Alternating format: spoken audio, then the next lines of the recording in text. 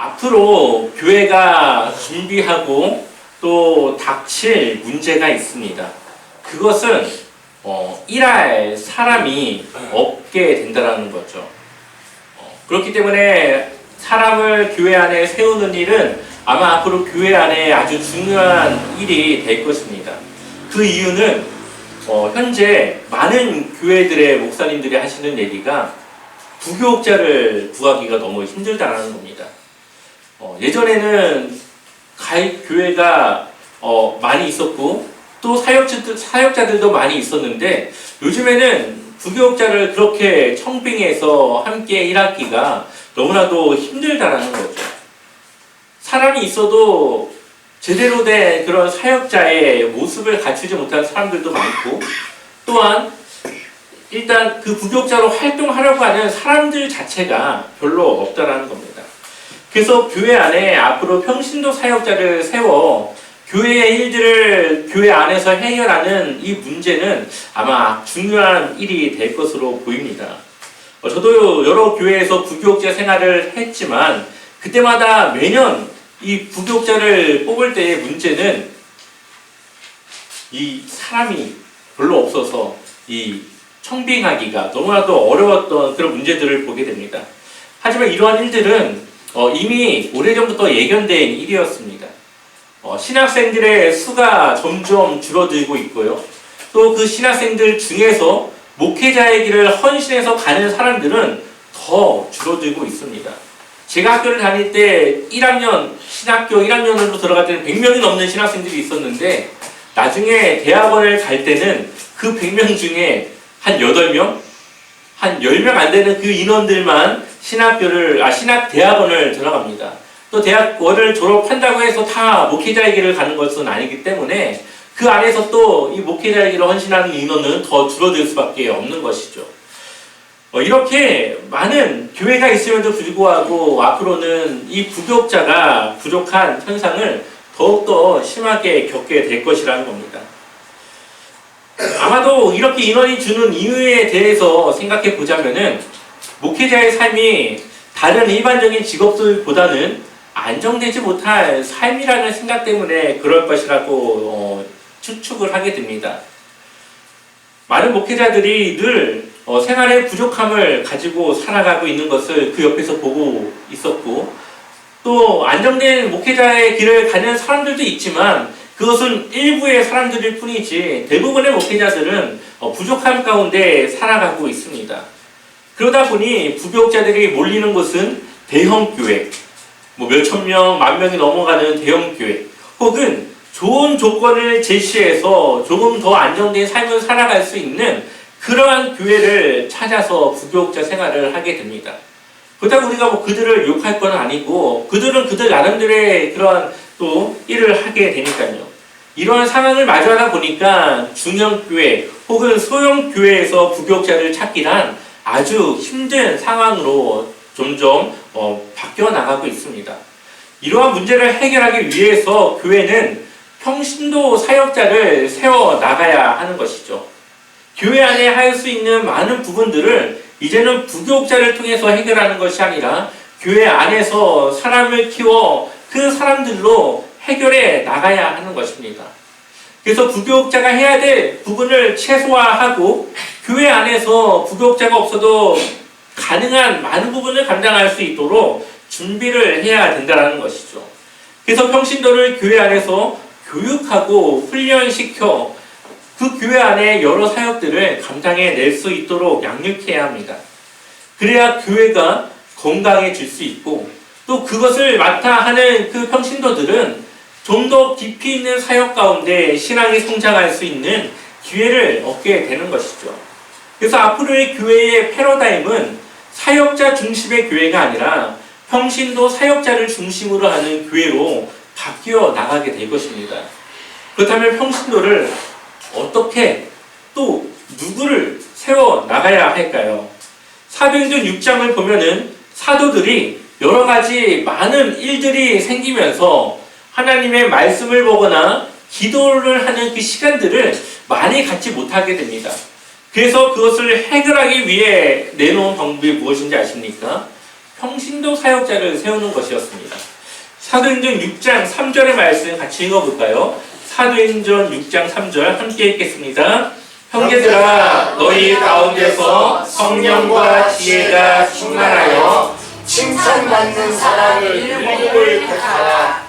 우리가 이 일을 그들에게 맡기고. 아멘. 평신도 사역자를 세우는 조건은 두 가지가 있었습니다. 성령과 지혜가 충만한 사람, 그리고 칭찬받는 사람. 이 두 가지 조건을 가지고 있었습니다. 결국은 하나님을 사랑하고 말씀에 대해 잘 아는 사람, 그리고 이웃을 사랑하며 그 이웃들에게 본이 될 수 있는 사람을 바로 조건으로 내세웠다라는 것이죠. 밥을 배급하는데 나누기를 잘하는 사람을 뽑은 것이 아니라 조금 더 효율적인 방법으로 일을 할 수 있는 그러한 능력자를 뽑은 것이 아니라 하나님과의 관계, 또 이웃과의 관계를 잘 맺고 있는 그 조건을 내세우게 되었습니다. 그 이유는 우리가 능력이 부족한 것은 공부하고 노력해서 채울 수 있지만 이러한 믿음의 문제, 사람들과의 관계의 문제는 쉽게 해결할 수 없는 부분이기 때문입니다. 그래서 제자들이 어부 출신의 여러 가지 부족한 것이 많았음에도 불구하고 예수 그리스도의 그 복음을 전하는 일에 부족함이 없었던 것은 하나님이 그들의 부족함을 채울 수 있도록 도와주셨기 때문이죠. 우리가 헌신된 마음이 있고 하나님의 말씀에 순종하며 또 이 교회 안에서 많은 사람들에게 본이 되고 있는 그러한 조건을 가진 사람들은 부족함을 채워 하나님의 일들을 능히 감당할 수 있다는 것을 보여주고 있습니다. 그렇게 교회가 사람을 세워서 여러 가지 사역을 한 결과 성장하고 부흥하게 되었다라고 말하고 있습니다. 사도행전 6장 7절 말씀 같이 읽어볼까요? 함께 읽겠습니다. 하나님의 말씀이 점점 왕성하여 예루살렘에 있는 제자의 수가 더 심히 많아지고 허다한 제사장의 무리도 이 도에 복종하니라. 아멘. 이렇게 사역자를 세워서 교회가 그 일들을 분담해서 감당했던 것이 오히려 좋은 결과가 나타났다는 거죠. 그런데 오늘 우리가 읽었던 신명기 본문의 말씀에서도 이와 같은 맥락의 이야기를 우리에게 전해주고 있습니다. 오늘 본문의 말씀은 이스라엘의 리더를 세울 때에 어떻게 세워야 되는가를 하나님께서 말씀해 주고 있는 말씀이지만 또한 이 말씀은 지금 이 시대의 교회 안에 어떠한 리더와 어떠한 사람을 주님을 위한 사람으로 세워야 되는가를 우리에게 전해주고 있는 말씀이기도 합니다. 신명기 17장 14절에 보니까 내가 내 하나님 여호와께서 내게 주시는 땅에 이르러 그 땅을 차지하고 거주할 때에 만일 우리도 우리 주위의 모든 민족들 같이 우리 위에 왕을 세워야겠다는 생각이 나거든. 아멘. 아직 이스라엘은 왕이 통치하는 그런 나라는 아닙니다. 지도자 모세가 있지만 그가 왕으로 불리진 않죠. 하지만 이때 당시 주변의 많은 나라들은 이미 왕이 세워져 있었고 왕의 강력한 이 리더십을 통해서 많은 나라들이 강한 국가의 모습을 가지고 있었습니다. 대표적으로 애굽은 바로 왕이 있었죠. 그리고 이스라엘 백성들이 지금 이 모압 땅까지 올 때에 헤스본 왕 시혼과 싸웠었고 또한 바산 왕 옥과도 싸웠습니다. 다 왕이 있었습니다. 그런데 이스라엘은 현재 왕이 없습니다. 그런데 이 가나안 땅에 살면서 이제 앞으로 정착해 살아가면서 주변의 많은 왕들을 보면서 자신들도 왕을 세우고자 하는 마음이 들게 될 텐데 그때에 이렇게 왕을 세워야 된다는 것을 이야기하고 있는 것이죠. 그렇다고 이스라엘에 지금 왕이 없는 것인가? 그것은 아닙니다. 이스라엘의 왕은 누구일까요? 하나님이시죠. 하나님이 이스라엘의 왕이 되셨고 이스라엘을 통치하고 다스리고 있습니다.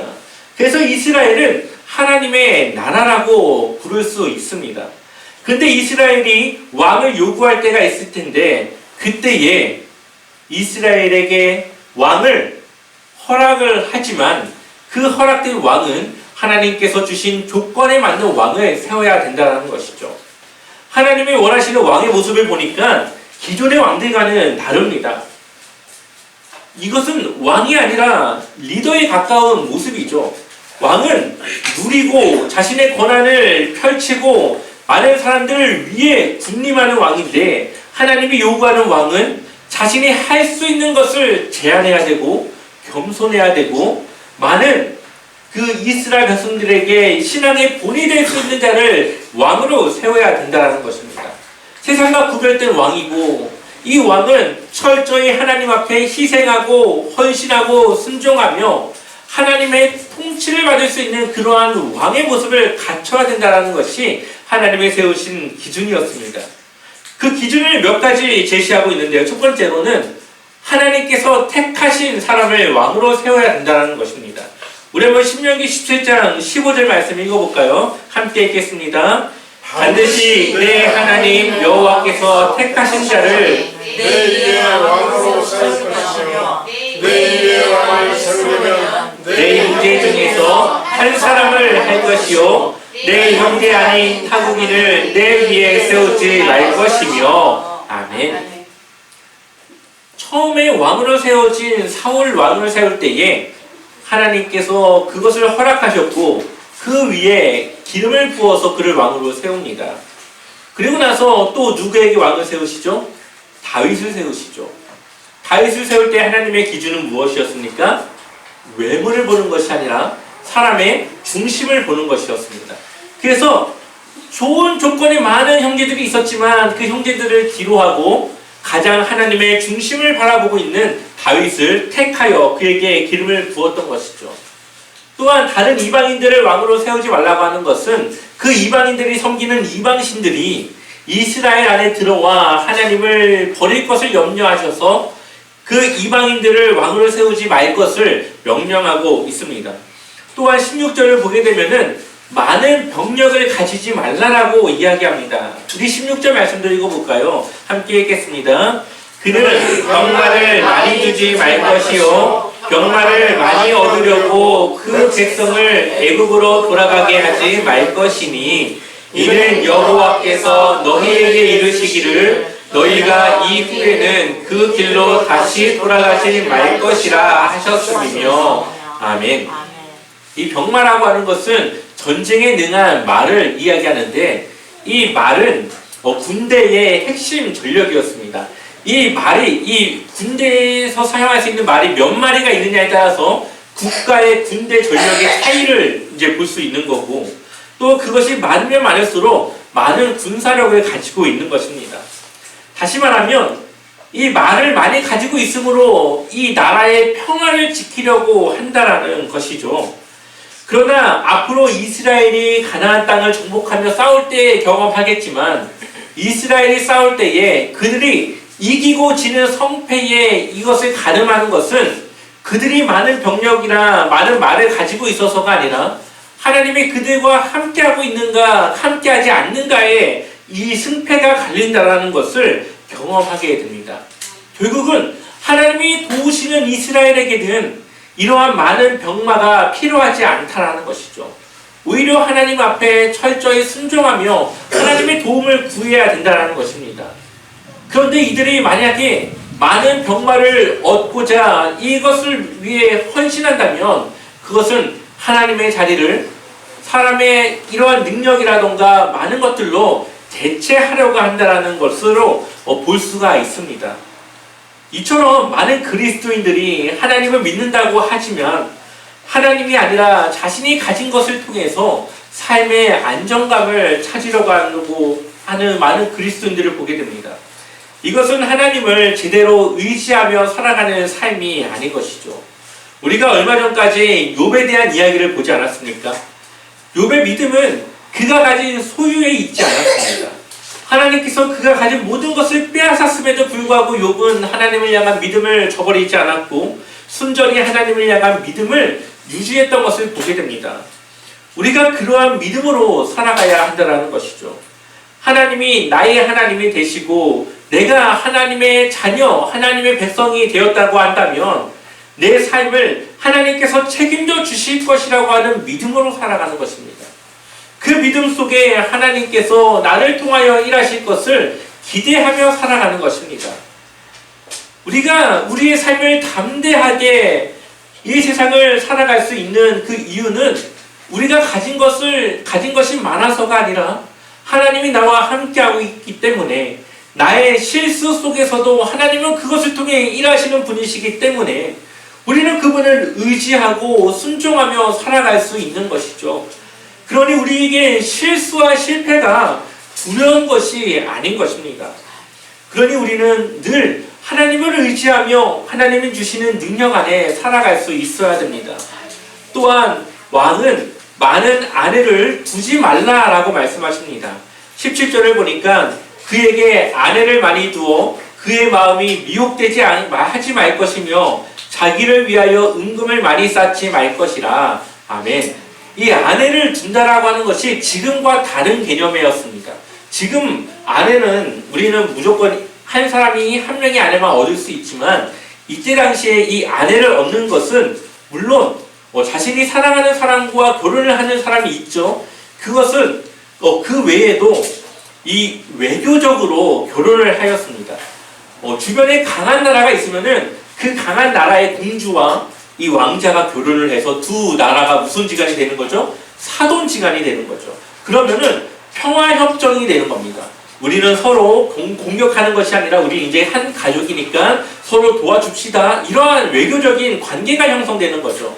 그러니 많은 아내를 두었다고 하는 것은, 여기서 말하는 것은 많은 나라와 외교적인 관계를 가졌다라는 것을 이야기하는 것입니다.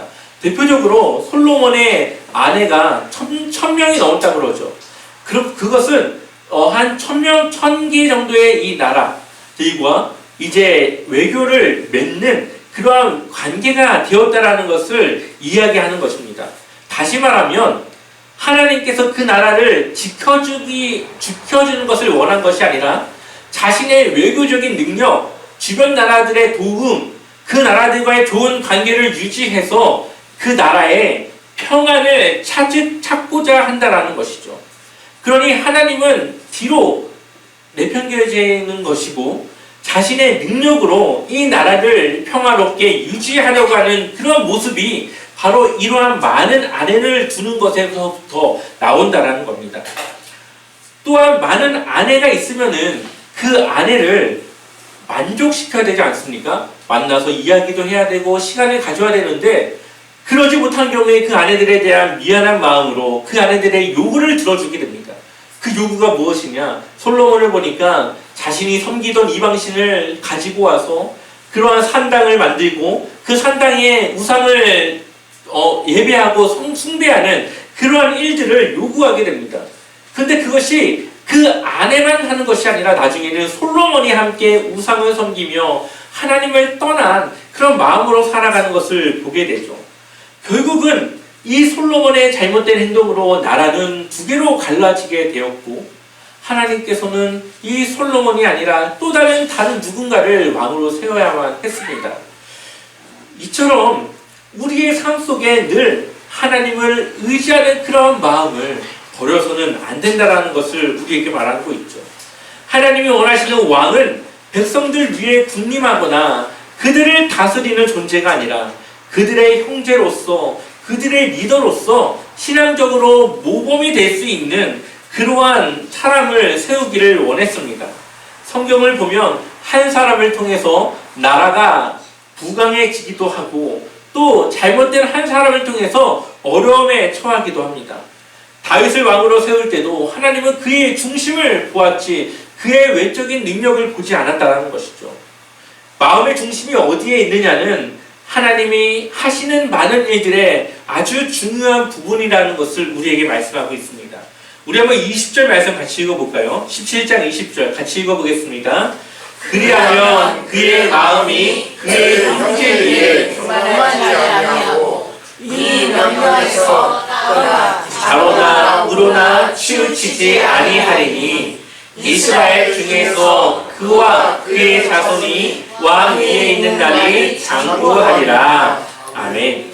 왕의 중심이 자로나 우로나 치우치지 않고 하나님의 말씀에 순종하며 나아갈 때에 왕 위에 있는 날이 길 것이다. 장구하게 될 것이다. 이것은 그 왕을 통하여서 그 이후에 그 자손들에게 왕이 계승되게 될 것이라고 하는 약속을 주고 있습니다. 다윗을 통해서 다윗의 가문이 이 왕위를 계승하는 것처럼 그러한 약속을 하고 있는 것이죠. 이렇게 하는 이 왕의 마음이 좌로나 우로나 치우치지 않기 위해서 하나님께서 아주 중요하게 주시는 말씀이 있습니다. 그 이전까지는 이거 하면 안 된다, 이렇게 하면 안 된다, 안 된다라는 것을 이야기했지만 이제 하나님께서 해야 될 것에 대해서 이야기하시는데 우리 한번 신명기 17장 18절 19절을 같이 읽어보겠습니다. 함께 읽겠습니다. 그가 왕위에 오르거든 이 율법서의 등사본을 레위 사람 제사장 앞에서 책에 기록하여 평생에 자기 옆에 두고 읽어 그의 하나님 여호와 경외하기를 배우며 이 율법의 모든 말과 이 규례를 지켜 행할 것이라. 아멘. 왕위에 오르면 무엇을 하라고요? 율법서의 등사본을, 이 사본을 레위사당 제사장 앞에서 내가 그 왕이 스스로 책에 기록하는 겁니다. 자기의 손으로 그 말씀을 또 옮겨 적어서 그것을 평생에 자기 옆에 두고 읽고 하나님 여호와 경외하기를 배우며 이 율법의 모든 말과 규례를 지켜 행하라. 하나님께서는 말씀을 가까이 해서 늘 그 말씀을 따라 살아갈 것을 말씀하시는 것이죠. 그러면 진짜 이스라엘의 왕 되신 하나님께서 이스라엘에 행할 것을 그에게 가르치고 알려주신 그 지혜를 통해서 왕의 그 자리를 지킬 수 있도록 하는 것입니다. 그러니 왕이 해야 될 것은 다른 무엇보다도 하나님의 말씀을 가까이 하는 것이죠. 열왕기서에서는 그 대표적인 왕으로 요시야 왕을 높게 평가하고 있습니다. 하나님의 말씀을 따라 그가 그 나라를 바꾸어 놓았기 때문이죠. 열왕기하 23장 24절을 보면 유다가 또 유다 땅과 예루살렘에 보이는 신접한 자와 점쟁이와 드라빈과 우상과 모든 가증한 것을 다 어떻게 했다고요? 제거하였으니 이는 대제사장 히기야가 여호와의 성전에서 발견한 책에 기록된 율법의 말씀을 이루려 함이라. 아멘. 그 이전의 왕들이 이 하나님의 말씀을 중요하게 생각하지 않아서 어디에 이것이 있는지도 모르는 상태에서 성전을 청소하다가 이 율법책을 발견하게 됩니다. 그리고 이 율법책을 요시야 왕이 보니까 자신들이 하고 있는 것이 너무나도 잘못된 것을 그가 깨닫게 되고 그 말씀을 따라서 모든 우상들을 치우고 하나님의 말씀으로 다시 회복되어지는 이스라엘을 세워나가기 시작합니다. 그리고 열왕기하 23장 23절을 보니까 요시야 왕 18째 해에 예루살렘에서 여호와 앞에 무엇을 지켰다고요? 유월절을 지켰더라. 매년 유월절을 지키는 것은 하나님이 이스라엘 백성들에게 요구하신 명령이었습니다. 그런데 이 이스라엘에서 이 유월절을 지켰던 것은 성경에 몇 번 나오지 않습니다. 그런데 요시야 왕이 그들이 애굽에서 나왔던 그때를 기념하고 기억하는 유월절을 지키기 시작했다는 것이죠. 그리고 25절 같이 읽어볼까요? 우리 함께 읽겠습니다. 요시야와 같이 마음을 다하며 뜻을 다하며 힘을 다하여 모세의 모든 율법을 따라 여호와께로 돌이킨 왕은 요시야 전에도 없었고 후에도 그와 같은 자가 없었더라. 아멘.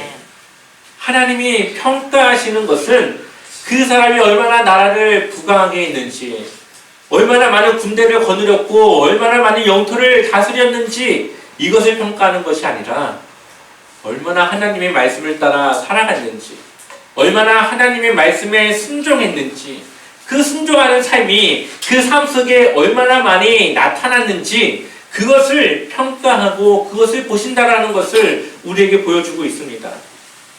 오늘 말씀은 저에게 많은 도전이 되었던 말씀입니다.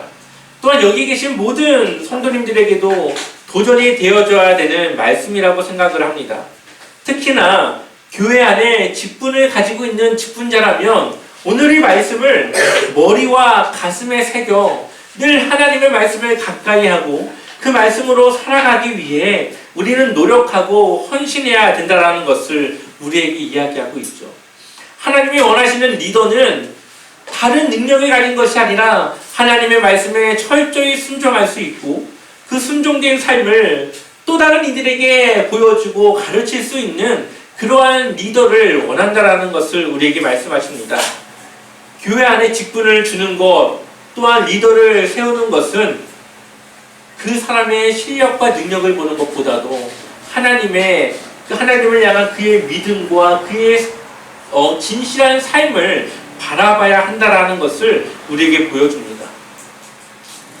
이렇게 하나님의 리더를 잘 세우면 교회 안에 좋은 영향력과 좋은 그 성장의 동력이 될 수 있는 것이죠.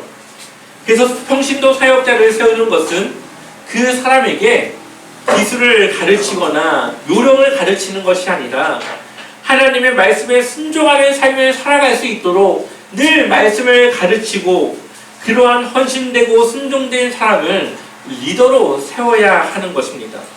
담임 목사는 그 일을 위해서 늘 잘 준비된 좋은 영의 양식을 먹여야 되고 성도를 치리해야 됩니다. 이 치리한다고 하는 것은 잘한 것에 대해서는 칭찬과 그 보람된 것을 느끼게 해주지만 또 잘못된 신앙의 방향으로 갈 때는 그것을 돌이킬 수 있도록 때로는 꾸지람과 그 길을 다시 돌아올 수 있도록 그렇게 하는 일을 말하는 것입니다. 그렇게 성도들을 관리하고 주님께로 인도해야 되는 것이 담임 목사가 해야 되는 일인 것이죠. 하나님이 원하시는 왕은 하나님과 백성들 사이에 중보자가 되어 많은 성도들을 하나님께로 가까이 이끌어갈 수 있는 리더를 원했습니다. 제가 먼저 그러한 리더가 되어야 될 뿐만 아니라 이제는 여러분들이 그러한 리더가 되어져서 하나님의 말씀으로 이 교회를 세우며 함께 순종하고 헌신된 충성된 그런 주님의 종이 되어줘야 한다는 것입니다. 우리 제자와 섬기를 통해 그러한 주님의 귀한 제자가 세워지고 또한 훈련되어질 수 있기를 축원합니다. 또한 그래서 세상에 빛이 되는 교회가 되고 선한 영향력으로 많은 사람들을 주님께로 인도할 수 있는 그런 교회가 될 수 있기를 주님의 이름으로 간절히 축원합니다.